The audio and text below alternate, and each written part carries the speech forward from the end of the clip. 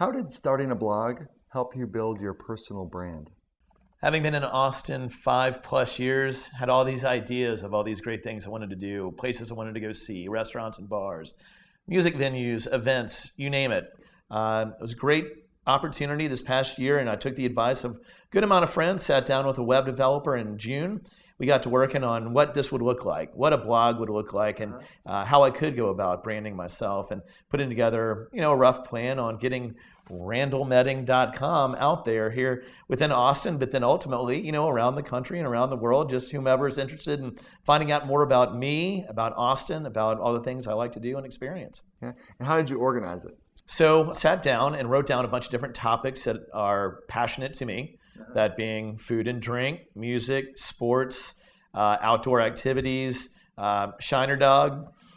So many aspects of life that when I get out of bed in the morning, they light a fire under me, and things that I like to do in my free time and in just my normal day-to-day. So having the opportunity to work at KGSR Radio Austin and being on air, people think, well, majority of the information I may hold in my head is music oriented. Well, I'm a passionate, food and drink guy, and love being outdoors and love sporting events. So just wanted to find a good balance of topics that would be interesting to people and aspects of Austin that are unique as well. So kind of the off the beaten path Austin as well was a great topic to cover.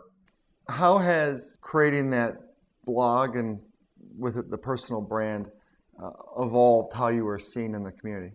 So having been out and about over the last 5 years in Austin and doing what I do, which is experiencing Austin from a single 39-year-old guy perspective, having people so oftentimes saying, man, we always are curious what you're up to, where you're going, what you're doing. So knowing that Austin's growing as it is, and my passion for finding the new, the cutting edge, the unique, all those put together really just put me on that path to telling that story of meeting bar owners of new bars that are coming into town, or restaurants that have come around that nobody really knows about yet, but kind of getting on the front end of all of that so that I can find out what's going on and then share that with all those people that have an interest in what I do, and ultimately my brand of randallmetting.com. And why do people come to randallmetting.com instead of, say, Austin 360? The feedback I've gotten is that with an Austin 360 or an Austin Chronicle, there's just so much information. I mean, if you look through Austin Chronicle and you're interested in going to one particular music venue, and you get to the music section of the weekly Austin Chronicle, in a city like Austin, you are inundated. I mean, there are hundreds of options nearly on a nightly basis. So what I did, it's interesting, a great question. When I first started the blog, and I started doing one excerpt of it is every Thursday I'll do a This Week in Austin, a best bets section. At first, I started listing out just multitude of options around town of things to do. And then what really caught on with conversations I was having with people, they were saying, it'd be great if you narrowed it down and had like, here are your musts.